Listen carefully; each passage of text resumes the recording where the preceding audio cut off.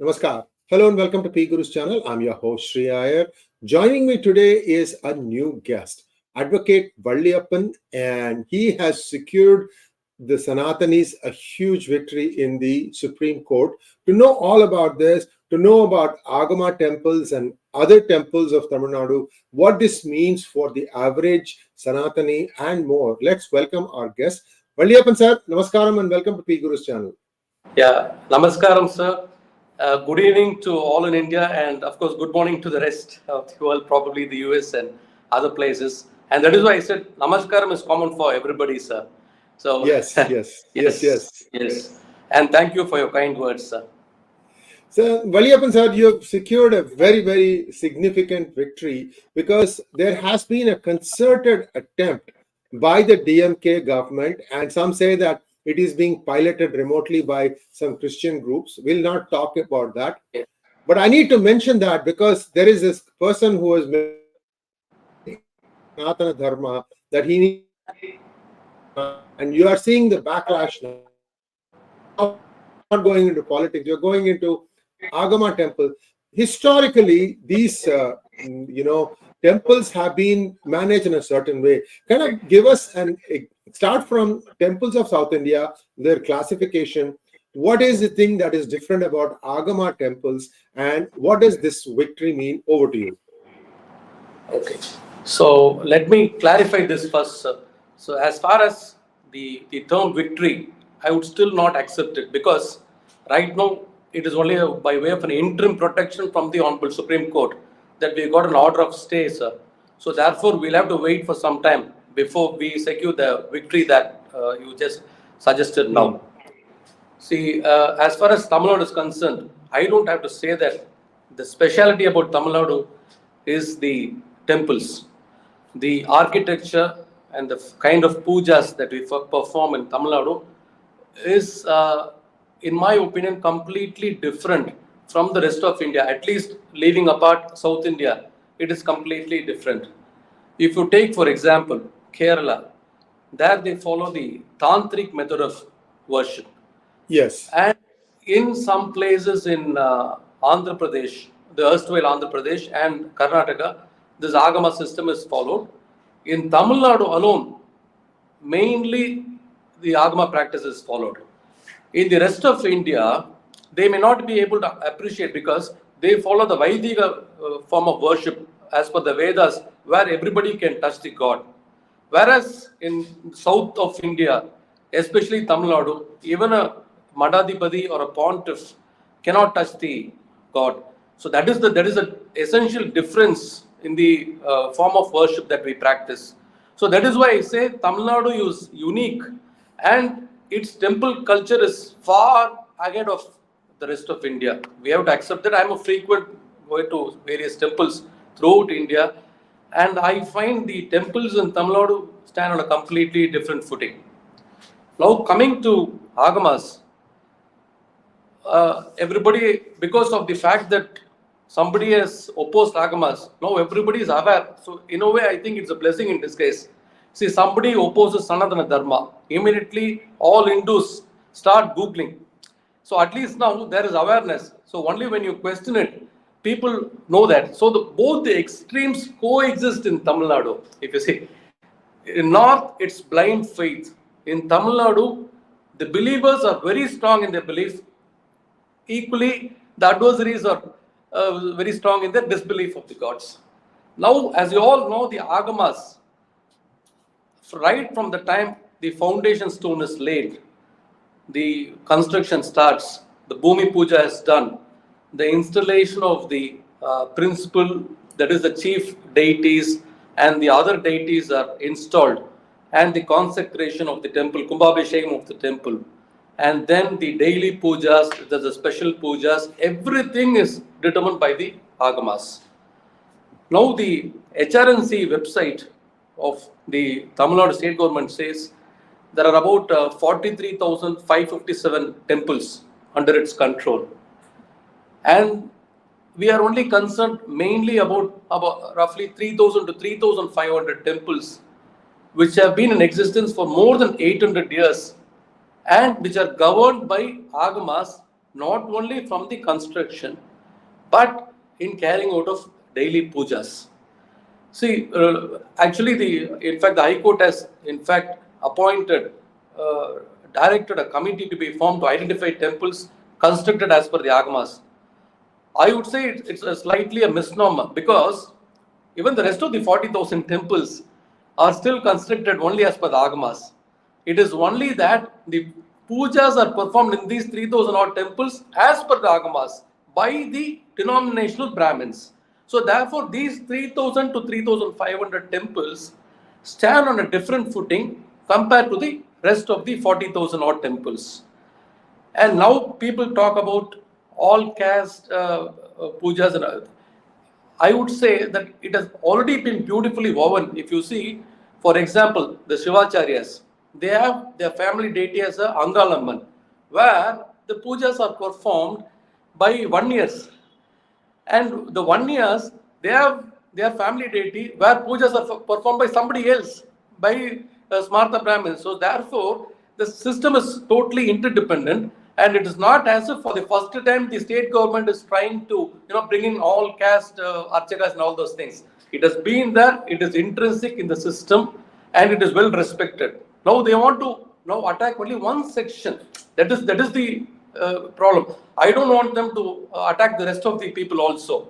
They want to eradicate, if I want to put it in their terms, these archakas and bring in non-believers. So this is a real danger to the wonderful temples in Tamil Nadu. And of course, people know about Tirunelveli Temple, Srirangam Temple, Madurai Meenakshi Amman Temple, not only for their pujas, but for their architectural splendor, which is unmatched. Even if you spend 10,000 crores today, there is nobody can build those temples.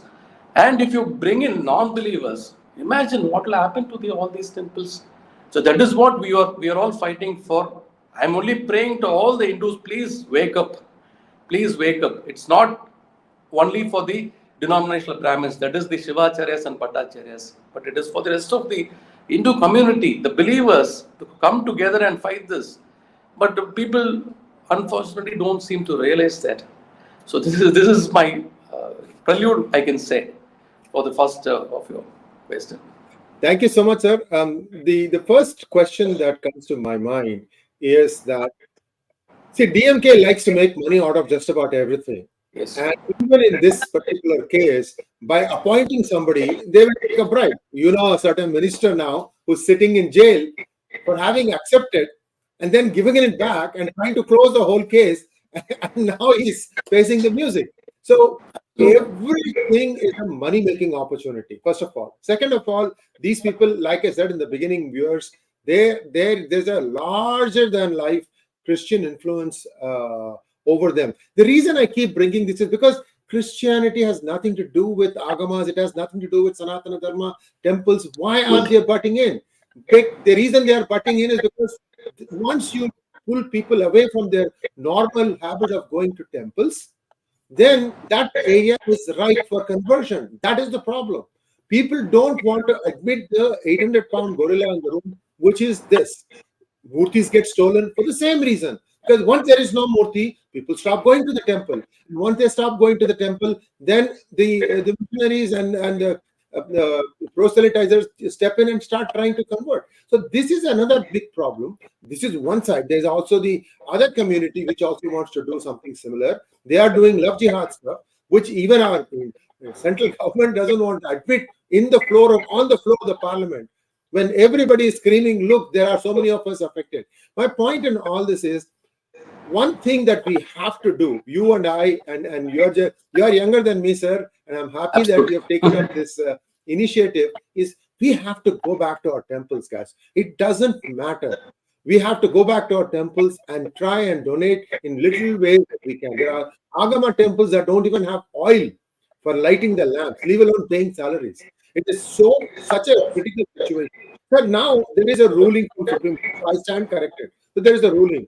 And I think one of them is, it says that these Agama Bhattacharyas and Sivacharyas, they shall be paid a salary of 8,000 rupees a month.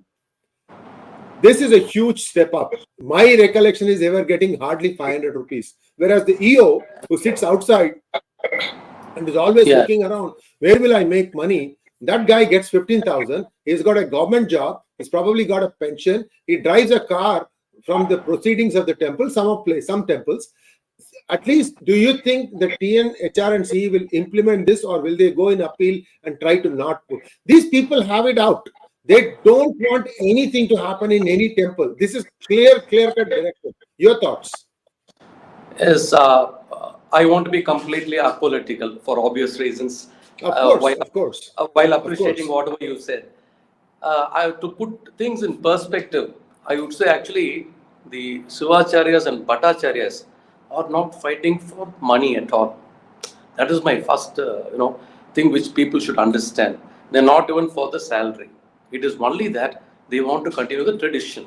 But people should understand that it is not for all this collection goes to the HR&CE about which we are never concerned. All this 8,000 itself is only a farce. And it is mainly to benefit the 200 odd non-Brahmin all-caste students who were said to have studied Agamas in a one-year course between 2006 and 2007. To my knowledge, no Sivacharya or Bhattacharya ever offered any training on Agamas to those students as claimed by the government. And all these 200 odd students have been doing some other work, even a mechanic or whatever it is, for the last, from 2006 to nearly 15, 16 years. And now they want to bring in these people as trainee archakas.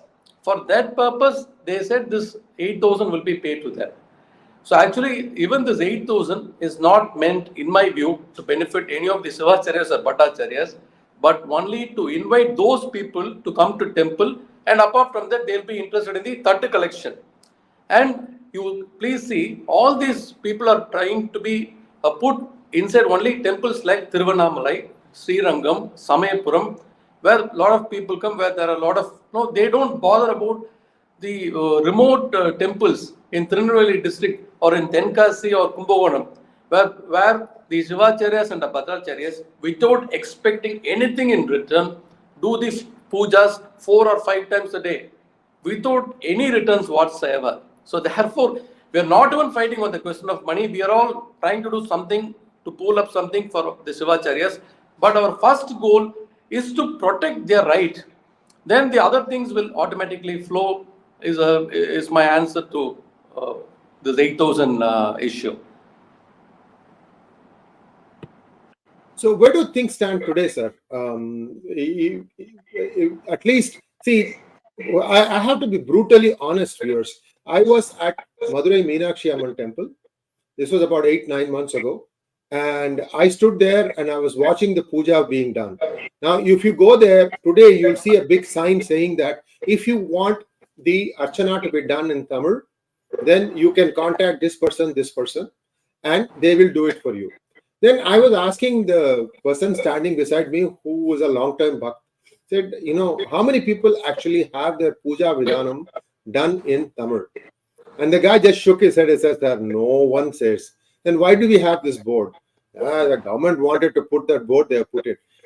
So people know that all these temples, the puja vidhanam has to be done in the way it has been done for hundreds of years. Yet this government wants to come and put their nose in and try to force it. Purely, it seems to me like a money-making opportunity. And some of the people, some of the videos I've seen, Valliappan, some of the videos I've seen, one guy who's just recent appointee is using a plastic tube to clean the lingam. I mean, this is like beyond my comprehension. Listen, don't you even know this? If this is the kind of knowledge they have, how can it? I don't mind them being properly trained and coming and taking care of it. So how does the government, how does the apex court order address this part? That is, anybody who's being hired in, they need to follow a certain course, certain procedure. I mean, that part I'm not sure whether it has been addressed. Okay. Your call, sir. Yeah. So I want to add something to what you said, actually. In fact, I wanted to say this at the beginning. You see, no genuine worshipper has ever petitioned to the government or to the HR&CE, asking them to perform archanas or pujas in Tamil. And being a regular to temples, I have not seen anybody come to any temple where there are those Tamil Archana boards seeking Archana in Tamil. So it is only unfortunately, the so-called secular government which wants to poke its nose in the form of pujas.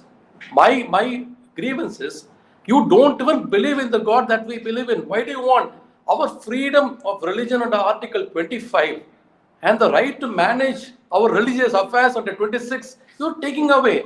You don't do it for the others. I should not ask this, but unfortunately, that is the ground truth today. You don't interfere with others. Will you ever say that I will eradicate so and so, so and so? This question has been asked by several people. Now, coming back to this DMK thing, what I want our viewers to know is, this is not the first attempt, sir. This started in the 1970s, and everybody know by now that this culminated in the 1972 𝗤𝗍𝘆 judgment. At that juncture, the government wanted to take away the hereditary right of these archagas and denominational archagas, and they introduced an amendment to the HR&CE Act of 1959. So this culminated in the 1972 𝗤𝗍𝘆 judgment, where the Constitution bench, consisting of 5 honorable judges of the Supreme Court, held, yes, we accept this amendment and there will be no hereditary right or this next in line of succession. But the other important aspect of 𝗤𝗍𝘆's cases, they said the archaga will have to be one from the denomination. So on the one hand, they said this hereditary right is taken away. On the other hand, they said the archaga will have to be only from the denomination, and that will be according to the usage and customs of the respective temples and the respective agamas which come on the temple. Then again, they did not stop with this. After this 72 judgment, they came back to power. In 2006, again they wanted to bring this all caste issue.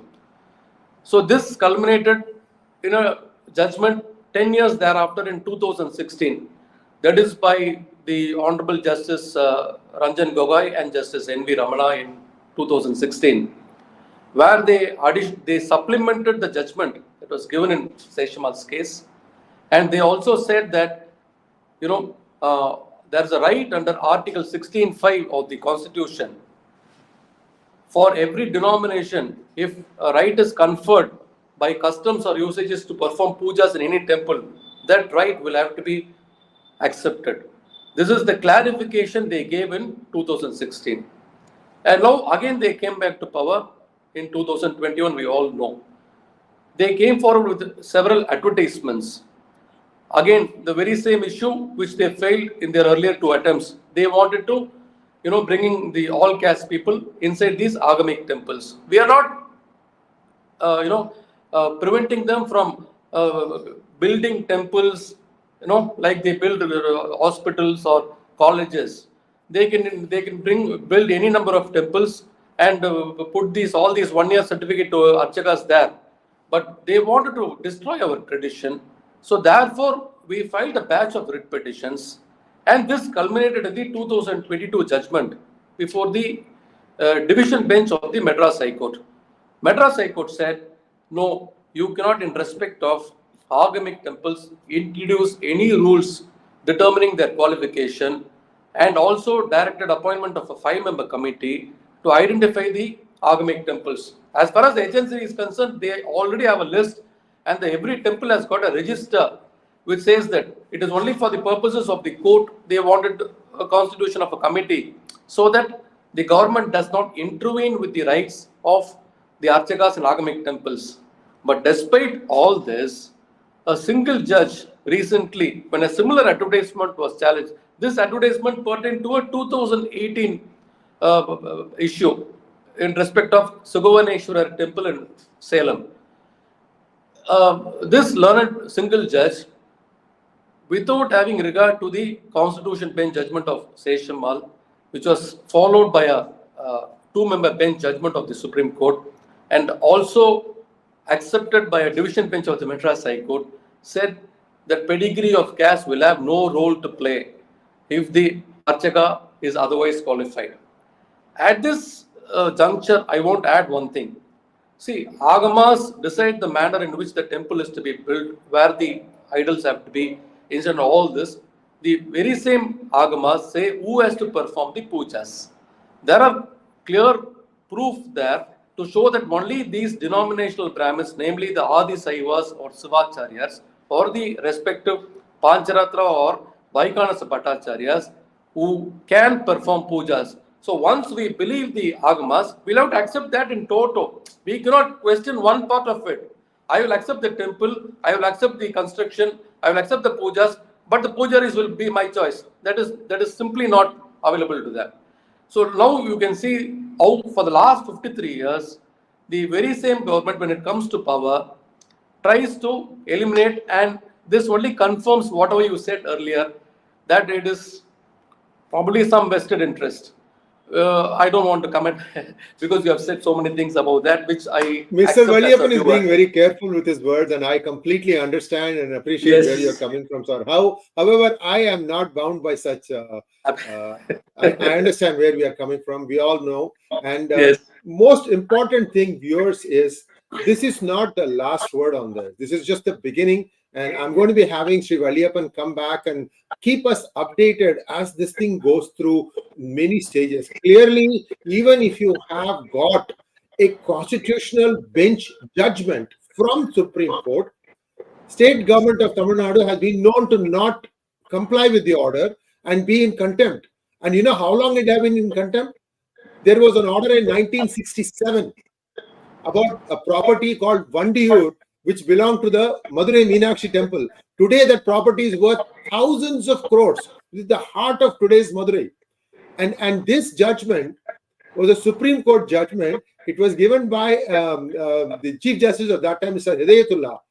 And this judgment has not been implemented. All I'm trying to say is contempt of court should be really taken up seriously by the courts. After all, the governments are laughing at you. Respected honorable judges, you need to do something about it. But I'm just mentioning one little thing. And some of these temples, viewers, especially the belt that starts from Chennai down south, all the way, every 30 kilometers, 40 kilometers, you have a huge temple, hundreds of years old, following something special. There is a Sthala Puranam. There is so much you can do.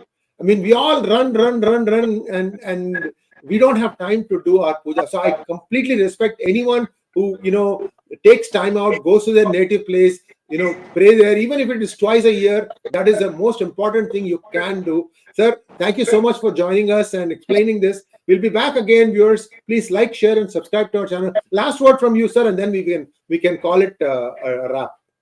Yes. Now, as far as I want to know the present situation is, because of the fact that the government is not respecting any order, as just pointed out by you, we have now invoked the original jurisdiction of the Supreme Court under Article 32. A parallel jurisdiction is conferred on the High Court under Article 226. In 𝗤𝙗𝑚𝑎L's case, they directly went to the Supreme Court under Article 32. In Ranjan Gogai's case, they directly went to the Supreme Court. But in our case, we exhausted our remedy before the High Court. High Court accepted our case. But in spite of that, they are passing orders on a daily basis based on a single judge's order. So therefore, without having any other remedy, we have now chosen to invoke the Article 32 jurisdiction. And that is the matter which came up last week. And the Honorable Supreme Court is kind enough to order notice and grant status quo until further orders. So this is where we stand. As on date, we have got some protection and hope we will eventually triumph in that matter. Thank you so much, sir, and lots of very astute observations that are coming in. And viewers, you have to, this is actually a systematic attack against Sanatana Dharma. And they go always to the core, the nucleus, which is the temple, the priests, the Bhattacharyas, the Sivacharyas, because these are the ones who you cannot go and argue saying, you are wrong, I am right. Because the people who are trying to do all these things, they have no logic on their side. but they still persist. Unfortunately, they've been willing for long. It is only now that the sleepwalking Hindus are waking up.